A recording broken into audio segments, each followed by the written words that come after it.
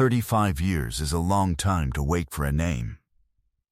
In the spring of 1989, in the small logging town of Granger Falls, Oregon, population 4,200, a 26-year-old elementary school teacher named Carol Arden walked out of the Pinewood Diner at 9:22 in the evening after a birthday dinner with two colleagues and was never seen alive again. Her car was found the next morning, parked correctly, doors unlocked, handbag on the passenger seat, a half-finished cup of diner coffee still cold in the cup holder. No struggle, no note. No witnesses who remembered anything past the ordinary. Authorities concluded early and with confidence that Carol had left voluntarily. The family never believed that for a single day. It would take 35 years. A retired sheriff's deputy with a cold case file in a cardboard box in his garage and a single strand of hair, 11 cells wide, invisible to the naked eye, to finally give Carol Arden a name for what happened to her on that April night. But before we get to any of that, we have to go back to Granger Falls in 1989, because to understand what was taken from this community, you first have to understand who Carol Arden was. Granger Falls sat in the foothills of the Coast Range in those years, the kind of town where the elementary school and the Baptist church shared a parking lot and nobody locked their doors before midnight. The timber industry had been struggling since the mid-'80s, but Granger Falls held together the way that small towns do, through school fundraisers and potlucks and the quiet understanding that your neighbor's trouble was close enough to be your own. In 1989, the biggest local controversy was whether the grocery on Main Street should start stocking video rentals. Most people thought it was a fine idea. Carol Arden had grown up 40 miles north in Tillamook and moved to Granger Falls in 1985 when the district hired her to teach 3rd grade at Cascade Elementary. She was organized and patient in the way that good teachers always are, and her students noticed small things about her that children notice. That she kept a bowl of butterscotch candies on her desk for Fridays, that she stayed late on Tuesdays to help anyone who needed extra time with their reading, that she had a way of calling on the quiet kids first that made them feel chosen rather than exposed. Parents requested her class specifically. She had a waiting list. Outside the classroom, Carol was the daughter her mother called every Sunday evening, without exception. The younger sister her brother drove 3 hours to visit twice a year, and the one person in the Granger Falls Community Choir who could be counted on to know the alto part before the first rehearsal. She drove a navy blue Subaru hatchback. She collected pressed flowers in a photo album that sat on her kitchen table. She was saving up for a trip to Ireland that she had been planning since college. She had never missed a Sunday call to her mother in her life. The birthday dinner at the Pinewood on April 7, 1989, was for a colleague named Ruth Sayers, who was turning 40. Carol arrived at 7:15. She ate salmon and apple pie. She laughed at a story Ruth told about a parent-teacher conference that had gone sideways. At 9:05, she stood, put on her coat, and hugged both women goodbye. Ruth watched her walk across the parking lot to her car. Carol looked back once and waved. That wave, small, quick, a little distracted, was the last time anyone who loved Carol Arden would see her move through the world as if it were still safe. Ruth Sayers drove past the diner parking lot on her way home and noticed Carol's navy Subaru still there at 9:45. She thought nothing of it. Perhaps Carol had forgotten something inside. Perhaps she had run into someone she knew. By the time Ruth was pulling into her own driveway, she had already moved on to thinking about the dishes she had left in the sink. The Subaru was still there in the morning. The school secretary called Ruth at 7:15 a.m. on April 8th, when Carol had not arrived for her class. Ruth said she had just seen her the night before.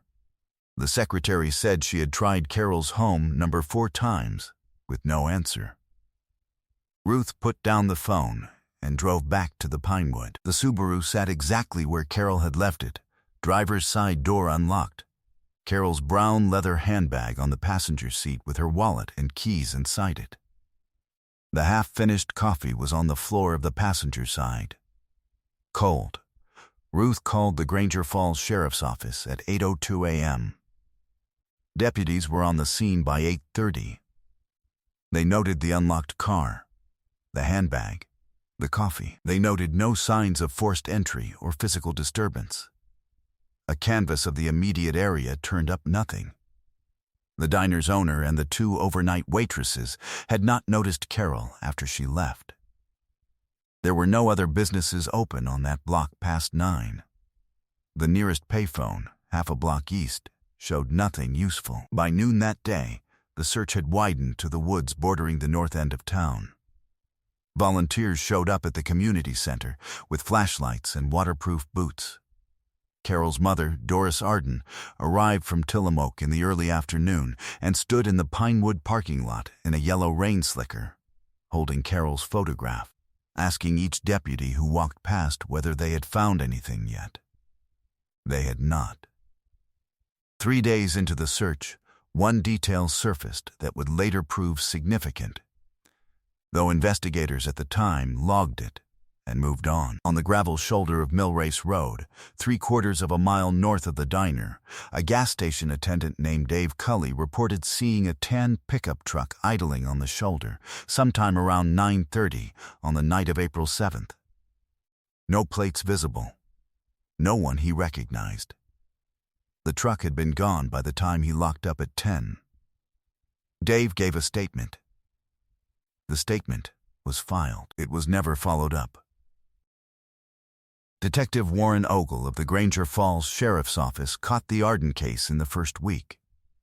Warren was 51 years old in 1989, a Vietnam veteran who had come to law enforcement late and spent 20 years working everything from drunk driving to a timber yard arson that put 2 men away for 14 years. He was methodical and rarely given to hunches, which was why the Arden case bothered him from the start in ways he could not immediately name. The car, the handbag, the keys.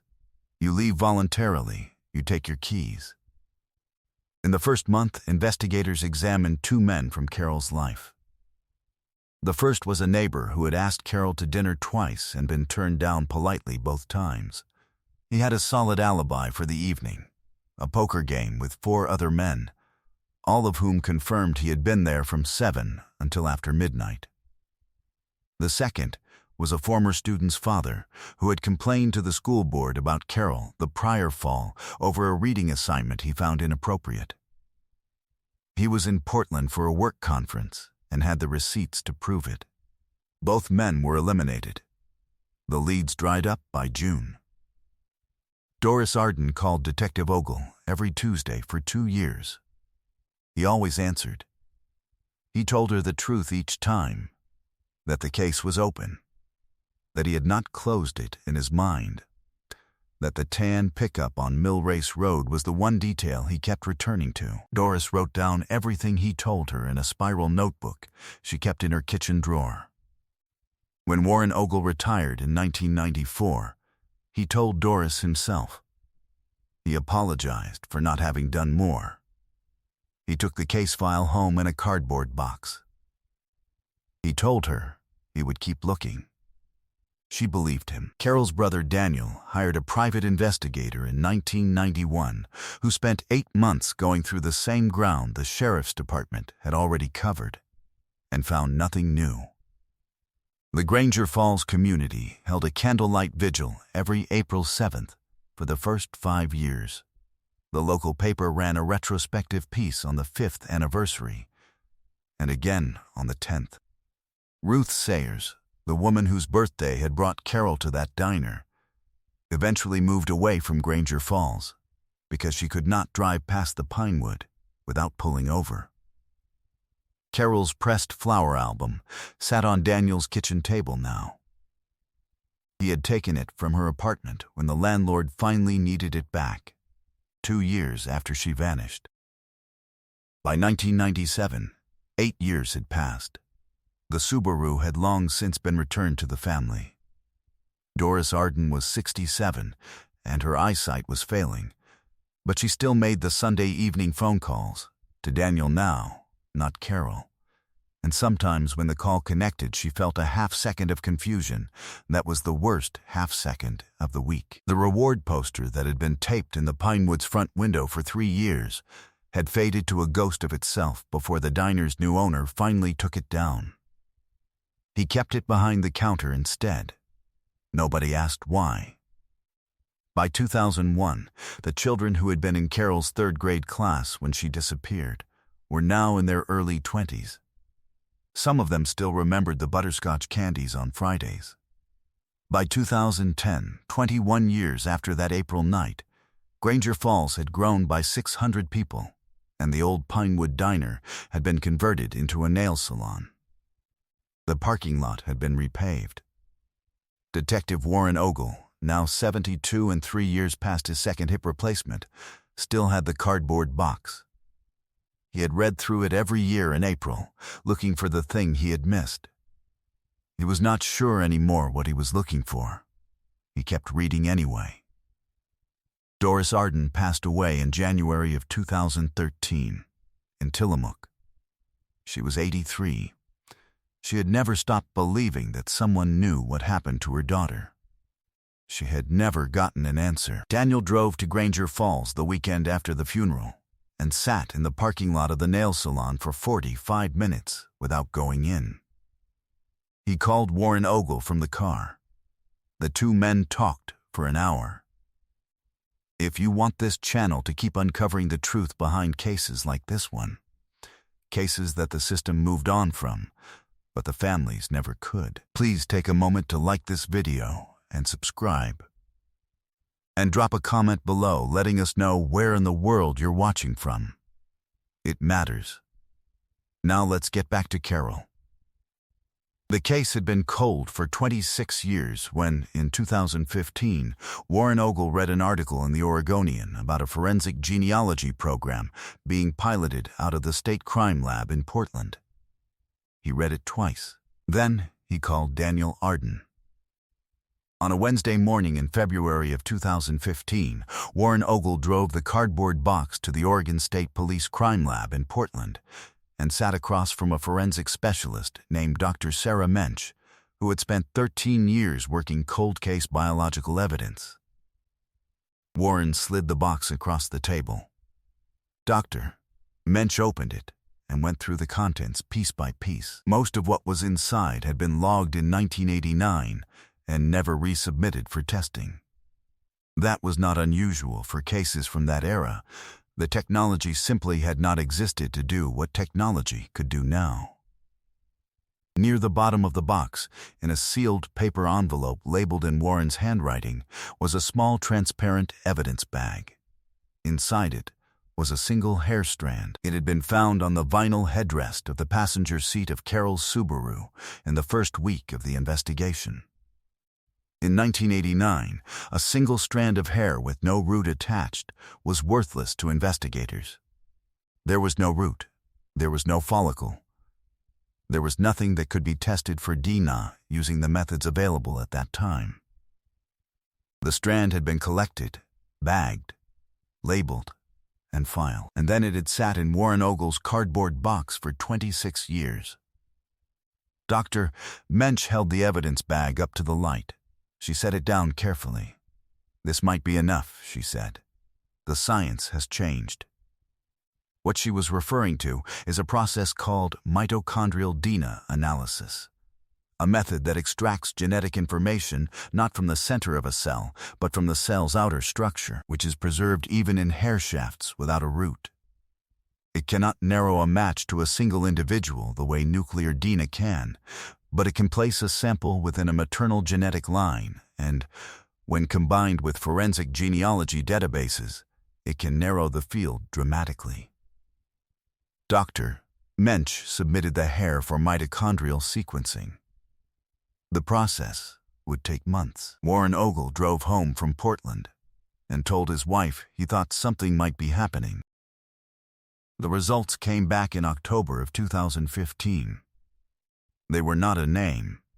They were a genetic profile, a mitochondrial sequence that placed the hair's origin within a specific maternal lineage shared by thousands of individuals across the Pacific Northwest. But when Dr. Mensch uploaded the sequence into a forensic genealogy database and began cross-referencing it against voluntary DNA submissions from public ancestry registries, a pattern began to emerge. The sequence appeared, in partial form, in 3 submitted profiles. All 3 shared a maternal ancestor documented in Oregon census records from the early 20th century. The maternal line converged on a family that had lived in Granger County since at least 1940. Dr. Mensch picked up the phone and called Warren Ogle. "I have a family," she said. "Now we need your list." Warren drove back to Portland the following week with his notes from 1989, 26 years of notes. And the 2 of them spent 2 days going through every male name associated with the Granger Falls area who fell within the relevant age range at the time of Carol's disappearance. They were looking for someone who would have been between 25 and 50 in April of 1989, whose maternal family line matched the sequence from the hair, and who had been physically present in Granger Falls around that time. On the second afternoon, Warren stopped. He was looking at a name he had seen before. Not because the man had ever been a suspect. He had been a witness. A background witness, one of 43 people interviewed in the first week of the investigation, whose statement had been logged and set aside in less than 10 minutes. He had been interviewed because he ran a small engine repair shop on Mill Race Road, because his shop was 3/4 of a mile from the Pinewood Diner, because detectives had canvassed every business on that road. His name was Gerald Foss. In 1989, he had been 41 years old. He had told the interviewing deputy that he had seen nothing on the evening of April 7th. He had closed his shop at 6 o'clock and gone home. He did not own a truck, he said. He drove a company van. He was married. He had 3 children. He had attended the same Baptist church that shared a parking lot with Cascade Elementary. His youngest daughter had been in Carol Arden's 3rd grade class in the fall of 1988. He had met Carol at a school event in October of that year. His maternal grandmother, records confirmed, had been born in 1901 in Granger County, Oregon. His name matched the lineage. Gerald Foss was 77 years old in November of 2024 when Oregon State Police detectives arrived at the assisted living facility in Salem, where he had been living for 3 years following a stroke that had left him with limited mobility in his left side. He had been widowed in 2011. 2 of his 3 children lived out of state. His neighbors at the facility described him as quiet and kept to himself and always pleasant when spoken to. Detectives had obtained a warrant for a direct DNA sample. The swab was taken, labeled, and sent to the state lab the same afternoon. The results confirmed the match within 2 weeks. Gerald Foss was arrested on December 9, 2024, on a charge of aggravated murder in the 1st degree, in connection with the death of Carol Arden. He was transported from the assisted living facility in a wheelchair. His attorney entered a not guilty plea at the arraignment. But in the weeks that followed, as investigators went back through the original case file with new eyes, the picture that assembled itself was both clear and devastating. The engine repair shop had a back storage bay accessible from a side road. Court documents confirmed that a tan pickup truck, registered to a business associate of Foss's who had since moved to California, had been borrowed by Foss on at least 3 occasions in early 1989. Dave Cully, the gas station attendant who had reported the truck on the shoulder of Mill Race Road in April of 1989, was now in his late 70s and still living in Granger Falls. Detectives showed him a photograph. He went quiet for a long time. Then he said he thought that was the man. He wasn't certain, but he thought it was. The case went to trial in the fall of 2025. It was, by any measure, an unusual prosecution, built almost entirely on a single hair strand, a genealogical database, and 35 years of one retired detective's refusal to close a box. The jury deliberated for 9 hours. Gerald Foss was convicted of murder in the first degree on October 14, 2025. He was sentenced to life in prison without the possibility of parole. Given his age and health, he may never serve a full year. The judge, delivering the sentence, noted that the length of time between the crime and the conviction did not diminish the weight of what had been proven in that courtroom. Carol Arden's life mattered. The verdict said so. Daniel Arden was 70 years old when the verdict came through. He was sitting in the courthouse corridor with a woman from the Victims Advocacy Office who had been helping him navigate the proceedings for the past year. When the court officer came out and told him, he sat very still for a moment. Then he said, "My mother would have wanted to be here for this." And then he didn't say anything else for a while. He placed a single iris, Carol's favorite flower, at the base of the new memorial marker that the Granger Falls community installed outside the building that used to be Cascade Elementary in the spring of 2026. It was a small granite square with her name and the years of her life. Simple and correct, the kind of thing that should have happened 35 years earlier and couldn't. Warren Ogle, 87 years old and in declining health himself, watched the installation from a folding chair his daughter brought for him from the car. Someone asked him afterward whether he felt vindicated. He thought about it for a long time. "No," he said finally. "Carol deserved better than it taking this long. I just couldn't let it end without an answer." He paused. "She kept her butterscotch candies on the desk for Fridays. Her kids told me that in 1989. I wrote it down. I never forgot it." The cardboard box had been returned to the Oregon State Police Evidence Archive. It had served its purpose. What this case teaches us is something that other cold cases have taught before and will teach again, that evidence does not expire. That a strand of hair from a vinyl headrest, sealed in a paper envelope and filed away in a box for 26 years, can still carry the weight of the truth inside it, waiting for science to catch up with what justice requires. The question is only whether someone is still holding the box. Warren Ogle held the box for 35 years. Carol Arden deserved exactly that kind of person in her corner. How many other families are still waiting for their own Warren Ogle? Someone who refuses to close the file, who keeps reading through the same evidence every April, who knows that staying stubborn about the truth is sometimes the only justice a victim ever gets.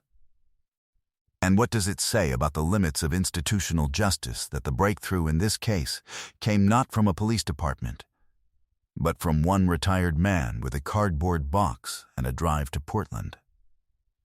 Let us know what you think in the comments below. And if there's a cold case from your region that you believe deserves this kind of attention, tell us in the comments. We read every one. Justice found Carol Arden after 35 years. Cases like hers are why this channel exists. If you believe truth is worth pursuing no matter how long it takes, subscribe. More cases are waiting in the description below. Thank you for being here.